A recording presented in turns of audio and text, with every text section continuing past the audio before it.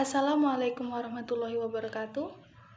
Di video kali ini saya akan menjawab pertanyaan UAS manajemen risiko. Baiklah, mulai saja. Yang pertama yaitu jelaskan penyebab kredit bermasalah dari aspek risiko kredit. Berikan contohnya. Berdasarkan aspek risiko kredit, penyebab terjadinya kredit bermasalah dapat dibagi menjadi dua faktor, yaitu faktor internal dan faktor eksternal. Contoh penyebab kredit macet berdasarkan faktor internal yaitu adanya self-dealing atau tindakan kecurangan dari aparat pengelola kredit. Sedangkan contoh penyebab kredit macet berdasarkan faktor eksternal yaitu adanya kesulitan atau kegagalan dalam proses likuidasi dan perjanjian kredit yang telah disepakati antara nasabah dan bank. Yang kedua, jelaskan penyebab kredit bermasalah dari aspek resiko operasional. Berikan contohnya. Berdasarkan aspek risiko operasional, penyebab terjadinya kredit bermasalah yaitu karena kegagalan dalam penerapan risiko strategik, penerapan risiko kepatuhan, penerapan risiko hukum, dan penerapan risiko reputasi. Contohnya yaitu pihak bank yang tidak melakukan penerapan manajemen risiko kepatuhan berupa tidak melakukannya analisis 5C dalam pemberian kredit, sehingga mengakibatkan terjadinya kredit macet karena usaha tersebut tidak layak untuk diberi kredit. 3. Bank perlu memahami konsep sebab atau cause, kejadian atau event, akibat atau efek sebelum melakukan proses identifikasi, pengukuran, dan analisis atas risiko-risiko operasional yang dihadapi. Jelaskan konsep sebab atau cause, kejadian atau event, akibat atau efek. Berikan contoh dari masing-masing konsep tersebut. Penyebab atau cause. Penyebab utama kejadian risiko operasional adalah karena faktor manusia, kegagalan proses internal, kegagalan sistem teknologi, dan kejadian eksternal. Namun, sebelum dikategorikan sesuai definisi tersebut, perlu diidentifikasi akar penyebab dari kejadian atau event. Dengan mengetahui penyebab kejadian terkait risiko operasional, bank dapat lebih mudah melakukan mitigasi dalam upaya mengurangi potensi kerugian akibat risiko operasional. Kejadian atau event. Kejadian adalah sesuatu hal yang terjadi dalam periode waktu tertentu. Dalam menetapkan suatu kejadian, risiko ke dalam kategori tipe kejadian harus didasarkan pada akar permasalahan atau the root of causes atau kategori kejadian yang paling dominan. Dampak atau efek ialah akibat dari adanya kejadian tersebut.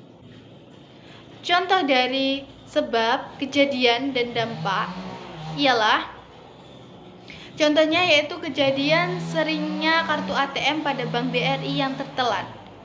Penyebabnya atau cause dari kejadian tersebut ialah mesin ATM yang rusak karena kurangnya perawatan atau maintenance. Kejadian atau eventnya berupa seringnya tertelan kartu ATM pada mesin ATM di Bank BRI. Dan dampaknya atau efeknya berupa munculnya resiko reputasi pada Bank BRI hingga menyebabkan berkurangnya jumlah nasabah. 4. Jenis kejadian sangat beraneka ragam. Agar data kerugian dapat digunakan secara seragam oleh industri perbankan, Basel II menetapkan kategori kejadian atau event risiko operasional dalam 7 kategori.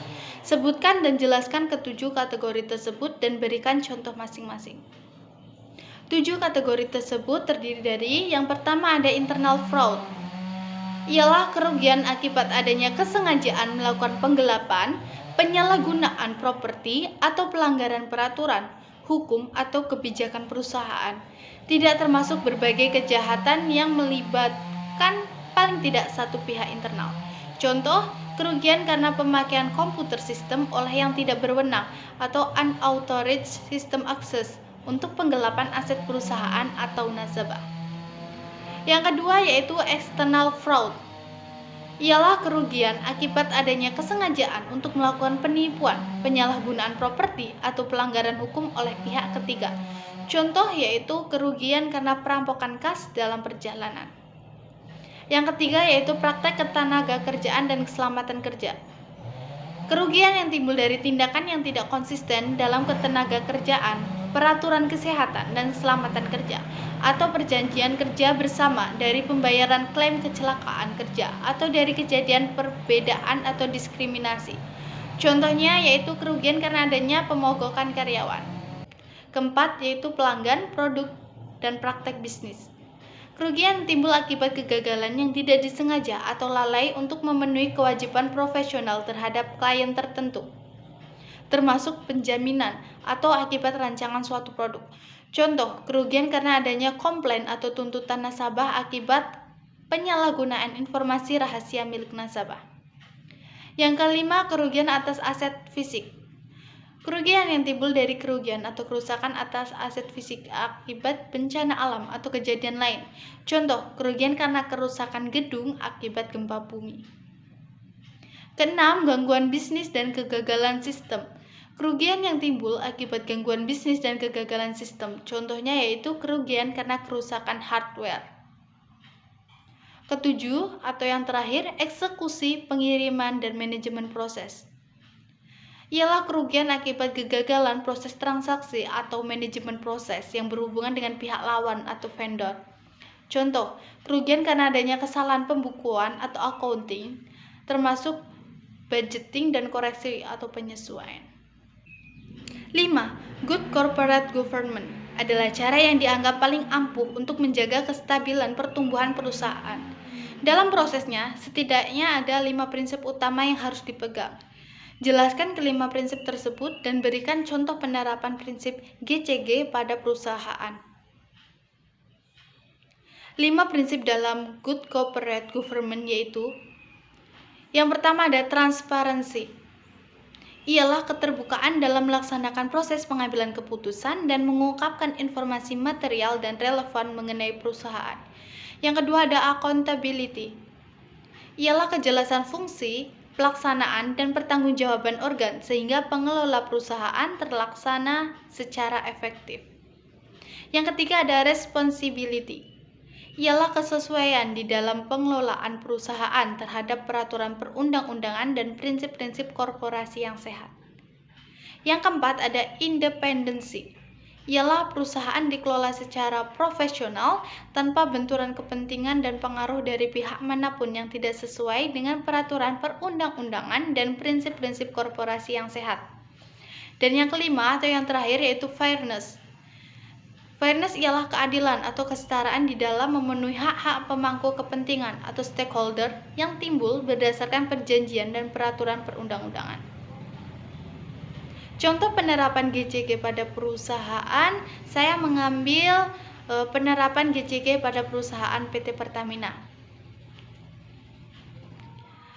Pada penerapan GCG pada perusahaan PT Pertamina Persero, yaitu dengan dibuatnya pedoman tata kelola perusahaan PT Pertamina Persero, yang mana pedoman tata kelola perusahaan tersebut dibuat berdasarkan oleh prinsip GCG. Dalam pedoman tata kelola perusahaan ini, di dalamnya mengatur struktur badan tata kelola perusahaan berupa RUPS, direksi, dan dewan komisaris. Organ pendukung badan tata kelola perusahaan seperti Pertamina yang bekerja sama dengan KPK dalam rangka melakukan pencegahan terhadap potensi tindak korupsi di lingkungan perusahaan. Jadi, badan pendukung dari Pertamina salah satunya ialah KPK. Proses tata kelola perusahaan. Contohnya yaitu dengan adanya pedoman perilaku yang mana harus diikuti oleh semua orang yang terlibat dalam PT Pertamina Persero. Isi dalam pedoman perilaku ialah tata nilai unggul 6C: clean, competitive, confidence, consumer focus, komersial, dan capable. Clean maksudnya perusahaan dikelola secara profesional dengan menghindari benturan kepentingan, tidak mentolerir suap, menjunjung tinggi kepercayaan dan integritas, serta berpedoman pada asas-asas tata kelola korporasi yang baik.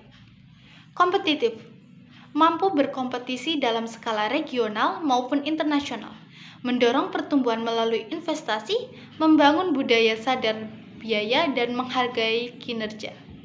Confident berperan dalam pembangunan ekonomi nasional, menjadi pelopor dalam reformasi BUMN dan membangun kebanggaan bangsa. Customer focus, berorientasi pada kepentingan pelanggan dan berkomitmen untuk memberikan yang pelayanan terbaik kepada pelanggan. Komersial, menciptakan nilai tambah dengan orientasi komersil dan mengambil keputusan berdasarkan prinsip-prinsip bisnis yang sehat. Capable, dikelola oleh pemimpin dan pekerja profesional yang memiliki talenta dan penguasaan teknis tinggi, berkomitmen dalam membangun kemampuan riset dan pengembangan. Baiklah, cukup sekian yang dapat saya sampaikan. Apabila terdapat salah-salah kata, saya mohon maaf. Saya akhiri. Wassalamualaikum warahmatullahi wabarakatuh.